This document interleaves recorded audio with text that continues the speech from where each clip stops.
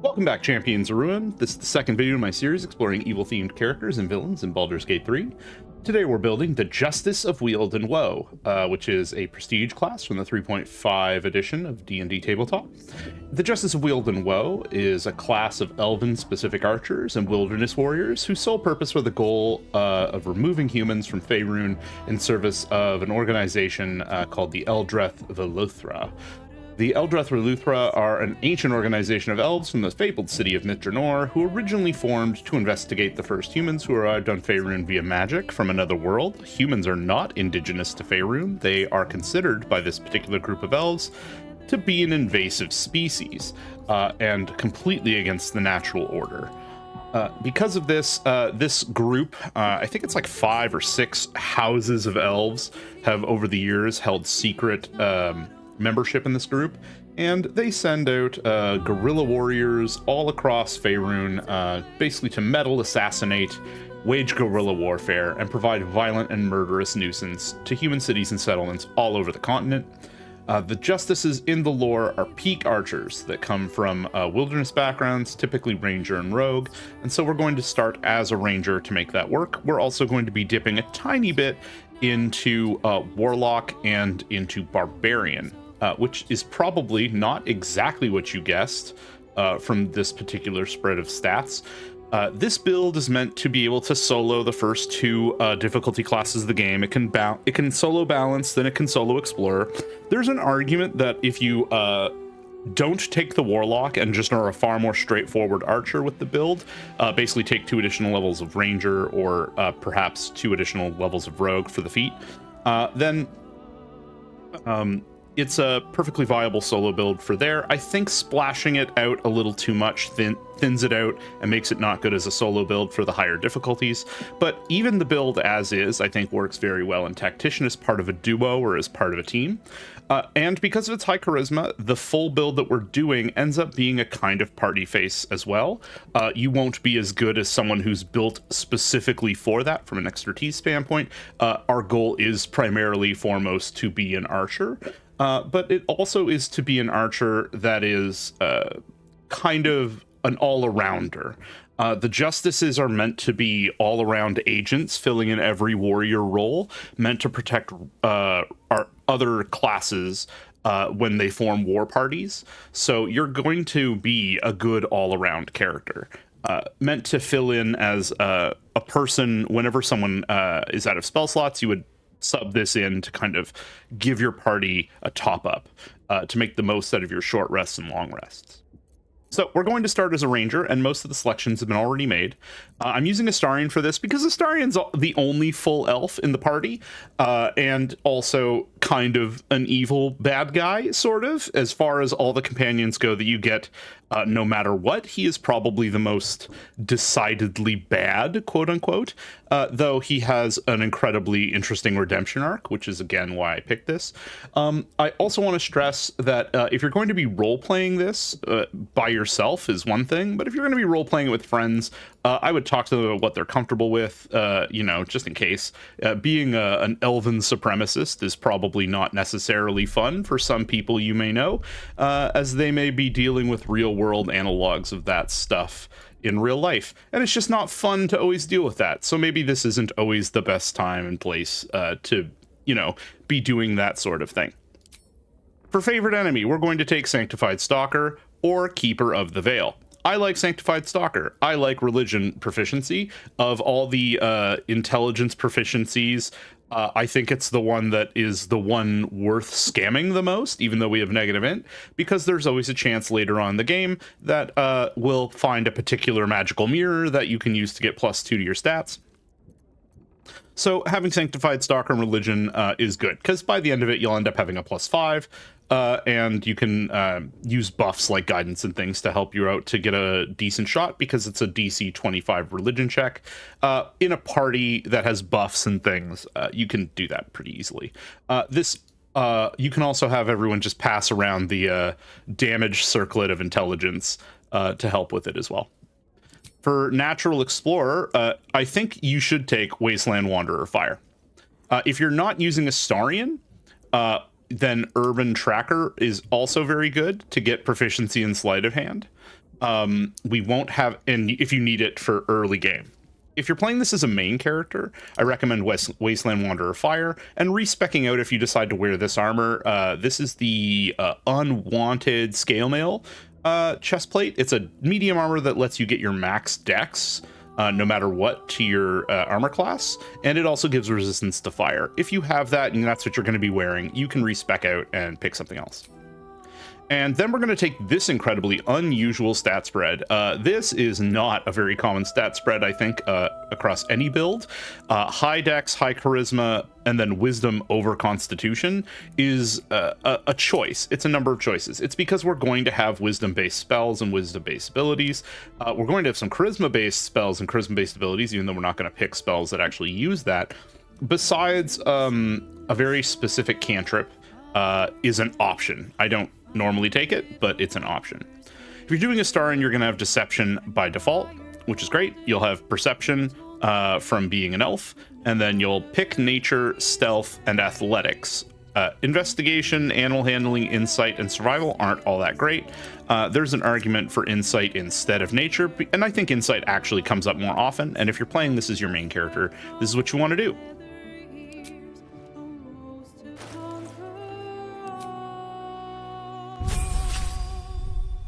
At level up, we become a second level ranger and get a fighting style, and that fighting style is going to be archery. For spells, we don't really need a lot from ranger. I think that there's a strong argument that you want to be able to cast Cure Wounds, not in combat, but really heal people up out of combat. And this is going to likely be your long strider provider for your party. If you're the party face, I would say take Speak with Animals. And in fact, I'm building this as if it's meant to be sort of like a party face. So we'll be sticking with those choices as we go. Keep in mind that there are better choices if you're not playing it to do conversation interactions. At level 3 of Ranger, we get our subclass, and it's not Gloomstalker. It's actually going to be Hunter. So, Hunter, you seek the most dangerous prey in Faerun, from ancient dragons to massive hordes of undead, and excel at slaying them all. The most dangerous game, as we all know, if you're into literature, is man. And by man, I don't mean men, but man, as in humankind. For spells, we're going to take Hunter's Mark. You could have taken it earlier. I don't think it matters a whole lot early on.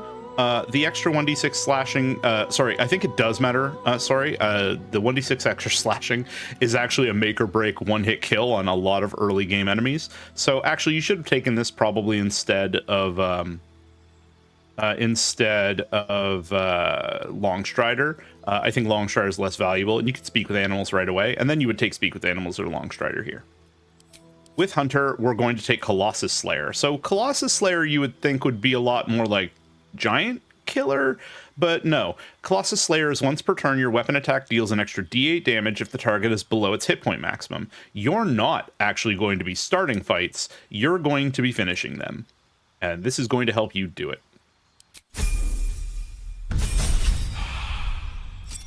At 4th level, we can take a feat, but I actually think we should save it for later, or we can take an ability score improvement. But I actually think this is a good time to dip out into our first important dip, which is Warlock. As a Warlock, we are going to be going Great Old One, specifically to gain access to Mortal Reminder. When you land a critical hit against a creature, which we'll hopefully be doing a fair amount of, that creature and any nearby enemies must succeed on a Wisdom saving throw or become frightened until the end of their turn.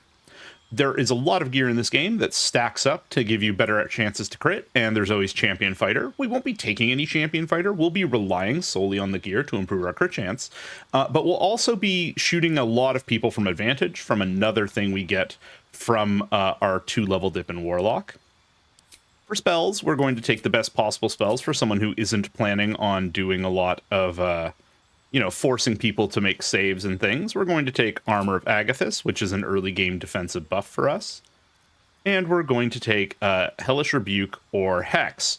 Hex and Hunter's Mark serve different purposes for different reasons, and I think Hex is actually the better spell, primarily because it gives disadvantage on ability checks, which I don't know why it found Empowered Spell just there, but that's really good for shoving. Which will have the character that this pairs best with is a paladin, a high strength party face paladin, likely a paladin of a not so good god, and then together they go about mopping up. And I think Hex is a party team up pick for that. And for cantrips, we will take Eldritch Blast because, one, force damage is really good. We're going to be having effects that crit, so when we're not shooting a bow, we are shooting Eldritch Blasts. And Eldritch Blast is also a great utility spell for navigating the field. It can blow through things like walls, chests, and doors in case you don't have a thief, or if your thief is just unavailable, or if you're just going in aloud. For your second spell, Minor Illusion, because this 16 dex, later 18 dex, later 20 dex character is definitely going to be making good use of stealth. And Minor Illusion works as a great setup spell. At second level Warlock, we will be taking some invocations, which is the whole primary reason we're here. We are going to be taking Devil's Sight, and we are going to be taking Repelling Blast. So there is an argument here for Mask of Many Faces in higher difficulty levels, so that way you can speak with dead and things like that without people needing to get around Speak with Dead, or to use weapons and items specific to certain ethnicities. And there's also a choice here to take Beguiling Influence to gain access to Deception and Persuasion. We already have access to one of those from being Astarion with his background, so Beguiling Influence is actually a waste here, but really good instead of Repelling Blast if you're building this as your party face. For spells, we are going to take the only spell that we want, which is a Hellish Rebuke. Hellish Rebuke will auto-kill a bunch of things late game, and it's really good. 2d10 fire is nothing to shake a stick at.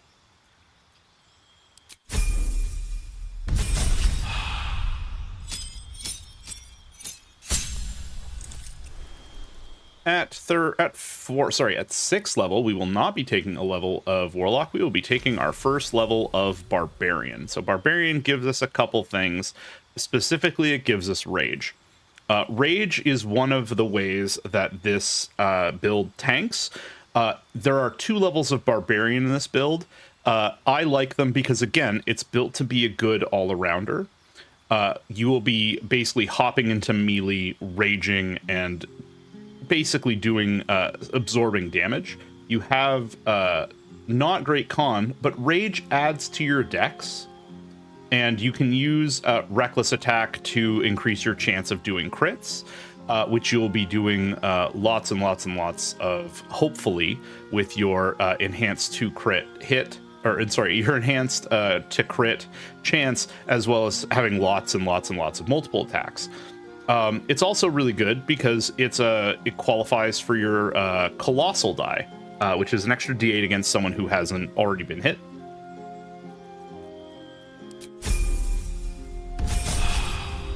When going about being an archer, you will not use Reckless Attack, but you will use Reckless Attack a lot and proactively in melee because it works with the Mortal Reminder. Danger Sense is giving us advantage on dexterity saving throws against traps, spells, and surfaces, as long as we're not blinded and incapacitated. We won't be blinded by darkness magic or natural darkness. We really just have to watch out for incapacitated or the spell blinded.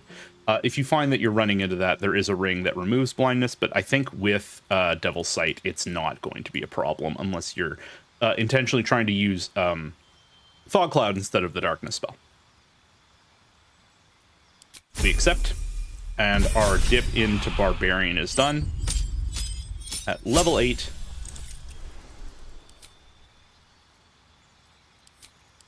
we then switch back into Hunter and get our feat, which is to improve our dex.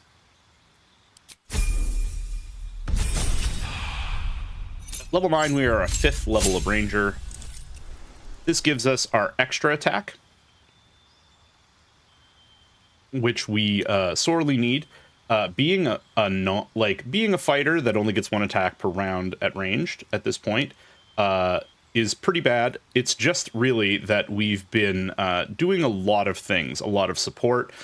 This build makes a lot of use of special arrows and things like that.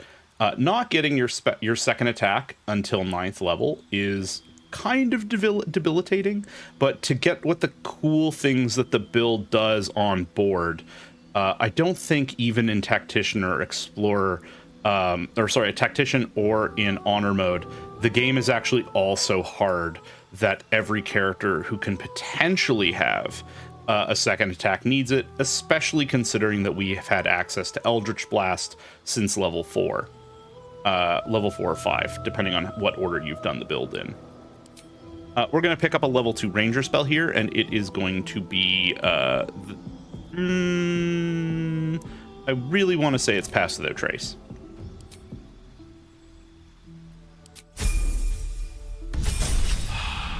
At Astarian's 10th level, we will be a 6th level ranger, where we pick up a second favorite enemy. This is where you pick up Keeper of the Veil, or Ranger Knight, or Bounty Hunter, and I really think it should be Keeper of the Veil.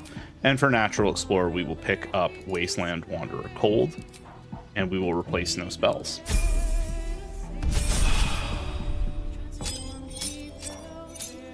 At 11th level, we pick our 7th level of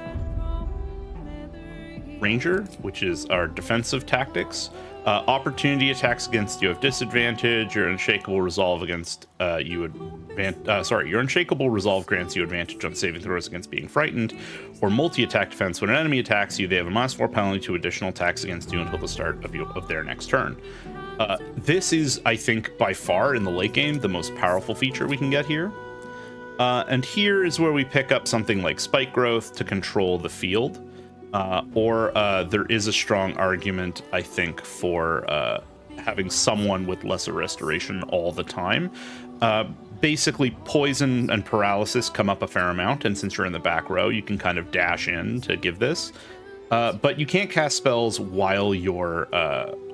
and you can't concentrate on them while you're raging, so if you are taking this into the melee, then the spell you pick really doesn't matter as much. I actually think that Enhanced Leap is really important, because at this point in the game, you're either abusing strength potions, which is something I actually recommend that you do. I think that there's a certain fun in-universe fluff to a murderous, evil steroid abuser sort of character, especially someone who has levels in Barbarian. And then so I'll take Enhanced Leap for when you're not juicing on Hill Giant's potions. And we're done. And for our final level, we actually have a couple different choices. We can get a feat, or we can dip back in and get a we can either take Berserker, Wild Heart, though Berserker is by far the best choice, or we can dip back into Warlock to get Pact of the Tome, or Pact of the Chain, or Pact of the Blade, and to get a spell, and that spell would be Darkness. So there are some... It depends, again, if you're soloing or if you're part of a team. If you're soloing, I actually recommend dipping back into Warlock here, taking Pact of the Chain to get a Familiar. And again, we are picking this out like this is the party face solo, and take the Darkness spell. Why do this? Well, the reason why is you want to jump into melee while using... you want to jump into melee while raging, or fire from melee while in darkness, which is what a lot of warlocks do with Eldritch Blast, but you're going to be doing it in the front lines. You're going to be chasing and luring enemies into your darkness, forcing them into clusters. There are many, many, many fights in the game where enemies will use darkness against you, and that just handles it for you. Darkness, is something you would use archery when you're using the darkness. You would not rage unless someone else is using the darkness. And in a duo, you don't really have someone, but you can keep darkness arrows on both of your characters to set up patches of darkness for while you're raging. And in actuality, shooting darkness arrows as this character while raging is one of the most efficient uses of your attacks. You get 2 attacks per round, and when you're in raging, you're getting 3 because you can offhand with your bonus action. This character does make use of a shield or dual wielding. I think the ambushing strike short sword, can't remember the name of it, is really great because it lets you get that extra bonus damage on creatures that haven't gone. So your first initial attack will be usually 2d6 plus your dexterity mod or your strength mod if it's higher when you're drinking potions. Also, this class is a great beneficiary of the Gauntlets of Hill Giant Strength, putting their strength to 23. And then it's just a high dex, high strength warrior. You can even be wielding a two-handed weapon if you just need the reliability versus relying on the crits. But again, I feel like building your gear around crits is extremely important for this build, because you're just going to be doing a lot of making people absolutely terrified. Your charisma saving throw against fear is going to be pretty good. It's going to be it's the reason why you typically take Warlock a little later. It's because you want your proficiency bonus to be higher. The save versus fear of Mortal Reminder is 8 plus your charisma modifier plus your proficiency modifier. So at this point, your proficiency modifier should be +4, which means you have a 7 to it. So the DC is 15, and it's a wisdom saving throw. There's lots of things throughout the game that are going to fail DC 15 wisdom saving throws towards the end of the game. Though I did build this slightly out of order in the sense that you are going to be playing this character as a party face earlier on if you're doing it solo. Warlock, really you take a 1-level dip into Warlock early on for Eldritch Blast, and then the second level for Mortal Reminder. For Mortal Reminder, you don't take the second level right away. You would usually take it later, or you can just leave it out and take the last 3 levels of Warlock. The build order is less important. And in fact, there's a strong argument that if you're soloing in a balanced mode or playing in Tactician, that just 7 straight levels of Ranger up front are possibly just the smarter way to go. But I think you can kind of mix and match it however you want. You end up with a pretty strong selection of everything. You don't end up getting anything capped, but I actually don't think that's nearly important as people make it out to be. So we are rocking the Dead Shot and the Knife of the Undermountain King. These are critical pieces of gear for this build. They are not exactly endgame. You can get the Knife of the Undermountain King in the second act. It is purchasable in the Githyanki Crush. I forget where Dead Shot is. I'll put it in the doobly-doo down below. And then I've got Boots of Persistence, Legacy of the Masters, Unwanted Scale Mail, Cloak of Displacement, and the Mask of Soul Perception, all stacked together. Got great to hit with pretty subpar damage, I think, overall in melee. The point isn't to do consistent high damage. The point is to crit. And we also want to take things like Luck of the Far Realms and stuff like that in order to accomplish that, which you're going to have. So that's really, really, really good. Anyway, that's the core of the build. And yeah, I think you're going to have a great time with it. I think that it handles a lot of the game's primary challenges very well. And early on, it's going to be a solid damage dealer and be able to assist you by being able to lead conversations with proficiencies. You would just take persuasion from a normal background of playing as a solo. If you're playing in with a party, you have a Will as a great party face already, and you can always respec anyone to being a party face. AC armor class is only 20. I don't think that matters a whole lot, and in fact, you want it to be a little lower than your other party members who are also up in the enemy's business, because in all honesty, you want to attract them to come and attack you anyway, and seeing the lower AC, they will do so. In a lot of cases, you'll be raging, so you'll have resistance to damage. Amulet of the Harpers gives us shield, very useful. Killer Sweetheart allows us to guarantee a critical hit once per long rest after we kill a creature. You'll be killing creatures left and right. And Shifting Corpus gives us invisibility and blur, things we can't pick up utility from anywhere else. There's also a very strong argument that you'll spend most of the game using the hunting short bow, so you can have advantage against monstrosity types, switching between it and whatever good bow you have until you have the Dead Shot. And then end game, Gaunter Mail is, of course, the absolute best. On a hit, you possibly inflict Guiding Bolt. Guiding Bolt gives you advantage on the attack, on the next person to attack it, which means if you're just attacking twice, Gaunter Mail lowers the enemy, lowers the enemy's to hit, hits the enemy, puts Guiding Bolt, gives you advantage, so it lowers them below maximum hit points, and your second attack will always do an extra D8. It's just got this nasty habit of making you glow. But I think just by switching, by switching to your melee weapons, the glow goes away. And it's got, again, slightly better to hit, but the dead shot lets you add your your proficiency bonus a second time. So even though it's a lower, I think this is just a better all-over performer.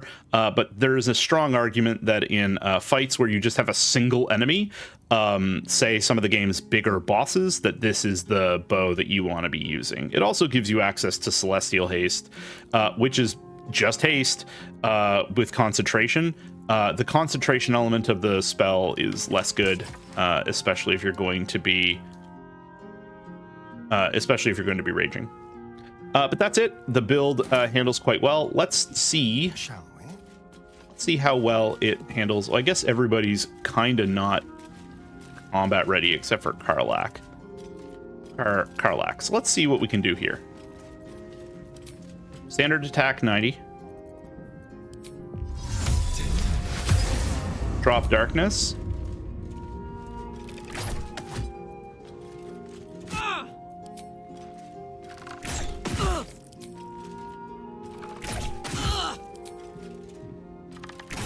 Can't do anything about it.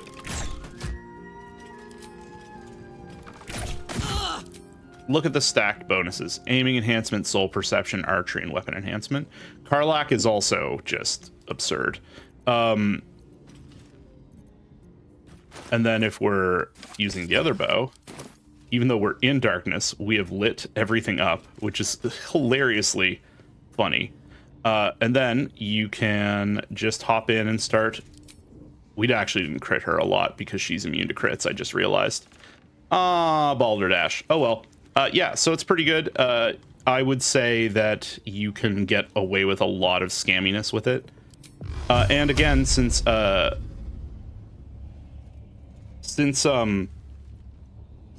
Eldritch Blast scales with your hit dice and not your level, you'll find that you're going to end up being able to use this for 3 rays, possibly repelling and launching people. Yeah, the main character's at disadvantage. Oh, because I think we're in. Oh, we just have. Oh, because they have Spellguard. Yeah, so 45. Lae'zel's AC is pretty low versus this. She's also immune to critical hits, so I won't bother. But yeah, that's it for the build. I think it's a great all-around build. It's great for supporting. You just laden it down with elemental arrows to offer surfaces and support as a primary archer. You're doing 10 to 17 as your regular, with your second attack every turn being at an additional D8 once per turn. So it's just very good. It ends up being a great single point turn. With crit, when you crit with the bow specifically, you end up doing catastrophic levels of damage. But that's it for me. If you like the build or would like to see the build in action, let me know. I'm building a party of just the builds that that end up in these videos, and I'm going to do an honor mode run with them. And this build is going to be in it. If you're interested at all in seeing that, let me know, and I'll put highlight videos up of the party tackling the game's different bosses to see how they fare.